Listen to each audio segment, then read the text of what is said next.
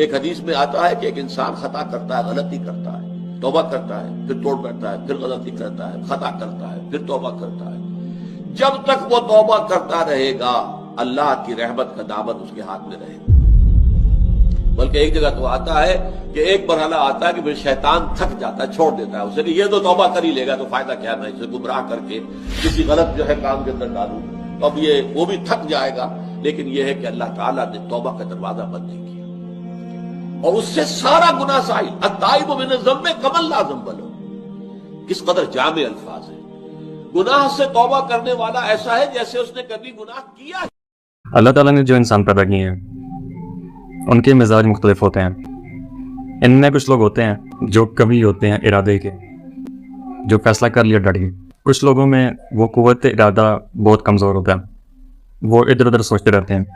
کچھ لوگ جسمانی طور پہ بہت مضبوط ہوتے ہیں، وہ جسمانی طور پہ پیدائشی طور پر کمزور ہوتے ہیں۔ تو اگر کوئی قوت ارادی کمزور رکھنے والا شخص ہے، وہ بھی تو اللہ کی تخلیق ہے، اللہ کا بندہ ہے، خطاؤں کا ضرور ہوتا ہے، توبہ کرتا ہے، جو پھر کچھ عرصے بعد غلطی کر بیٹھتا ہے، پھر توبہ کرتا ہے۔ تو ہم تو یہ سمجھیں گے کہ ایک حد کے بعد اس کی توبہ قبول نہیں ہونے والی، لیکن آگے سنیے۔ یقیناً ایک بندہ جو ہے گناہ کرتا ہے، پھر وہ کہتا ہے رب اے میرے پروردگار مجھ سے گناہ ہو گیا ہے، مجھے معاف فرما دے۔ تو پروردگار یہ کہتا ہے میرا یہ بندہ یہ جانتا ہے کہ اس کا ایک رب ہے جو گناہ معاف بھی کر سکتا ہے اور سزا دے بھی سکتا ہے۔ کیا معنی ہوئے اس کے؟ گناہ اس نے کیا لیکن جانتا ہے کہ اللہ ہے تو وہ معاف بھی فرما سکتا ہے، تبھی تو وہ اللہ سے معافی کی عرض کر رہا، درخواست کر رہا۔ اس کے اس جاننے کی بنیاد پر، اس کے اس علم کی بنیاد پہ، اس کے اس ایمان کی بنیاد پہ فرمایا کہ میں نے اپنے بندے کو معاف کر دیا۔ پھر وقت گزرا جتنا کہ اللہ نے چاہا، پھر اس سے گناہ ہو گیا، پھر کہتا ہے اے پروردگار مجھ سے گناہ ہو گیا ہے، مجھے معاف فرما دے۔ اللہ فرماتا ہے میرا بندہ ہے نا جو جانتا ہے کہ اس کا ایک رب ہے، اس کا ایمان ہے، تبھی تو پکار رہا ہے، اور یہ بھی جانتا ہے کہ وہ گناہ معاف بھی کر سکتا ہے اور چاہے تو پکڑ بھی سکتا ہے، سزا بھی دے سکتا ہے۔ تو فرمایا، اللہ تعالیٰ فرماتے ہیں کہ میں نے فرمایا کہ میں نے معاف کر دیا۔ پھر ایک عرصہ گزرا، اس کے بعد پھر اس نے گناہ کیا، اس نے کہا پروردگار میں نے پھر گناہ کر دیا، مجھے بخش دے۔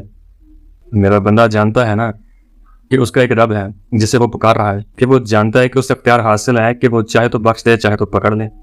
اس کے اس علم کی بنیاد پہ میں نے اسے دوبارہ معاف کر دیا۔ ایک اور حدیث ہمارے یہاں بعض طور پہ یا سم ٹائمز ایسا ہو جاتا ہے کہ ہم کسی انسان کو روکتے رہیں برائیوں سے، یہ نہ کرو، وہ نہ کرو، یہ نہ کرو، وہ نہیں رکتا تو کہیں غصے میں آ کے کہہ دیتے ہیں کہ اللہ تجھے کبھی معاف نہ کرے۔ یہ کتنا بڑا جرم ہے، اس کا اندازہ اس حدیث سے کیجئے کہ تم میرے بندے کو میری رحمت سے مایوس کر رہے، کتنا بڑا جرم ہے، اس کا اندازہ کریں آپ۔ یہ مسلم شریف کی روایت ہے کہ اللہ کے رسول صلی اللہ علیہ وسلم نے ایک واقعہ بیان کیا کہ ایک شخص نے یہ کہا کہ خدا کی قسم اللہ تعالیٰ فلاں شخص کو کبھی معاف نہیں کرے گا۔ اس پہ اللہ نے فرمایا یہ کون ہے جو میرے اوپر حکومت کرنے والا آ گیا ہے، جو میری طرف سے حکم لگا رہا ہے کہ میں کبھی معاف نہیں کروں گا؟ کون ہے وہ شخص کہ میں فلاں شخص کو کبھی معاف نہیں کروں گا؟ اس کو تو میں نے معاف کر دیا، اس شخص کے تمام اعمال ضائع کر دیے، میرے بندے کو مایوس کر رہا تھا میری رحمت سے۔ یہ ہے جرم، کسی کو مایوس کرنا اللہ کی رحمت سے۔ توبہ کی دعوت دیتے رہو، توبہ کے لیے آمادہ کرتے رہو، توبہ کے لیے جو ہے ترغیب دیتے رہو، اللہ تعالیٰ معاف فرمانے والا ہے، معاف کر دیتا ہے۔ یہ ہے توبہ کی عظمت۔ تو اپنے ذہن میں یہ سوچنا کہ ہم نے فلاں گناہ کیا، فلاں گناہ کیا، فلاں گناہ کیا، ہماری مغفرت نہیں ہو سکتی، ہماری نماز کا یا ہمارے کسی کام کا کوئی فائدہ نہیں ہے، تو یہ سوچنا غلط ہے، یہ ستائش شیطانی سوچ ہے، اس کو رد کر دینا چاہیے اور ابھی کے ابھی ان چیزوں کی توبہ کرنی چاہیے جو ہم کر گزرے اور ایک نئی چیز کی، نئی زندگی کی شروعات کرنی چاہیے۔ وہ معاف کرنے والا پہلے بھی کرتا ہے، آگے بھی کرتا رہے گا اور اب بھی کرتا ہے، تو لہٰذا توبہ کریں۔ کسی کو یہ نہ کہیں کہ تمہاری توبہ نہیں ہو سکتی، تمہیں اللہ معاف نہیں کریں گے، یہ بہت بڑا جرم ہے۔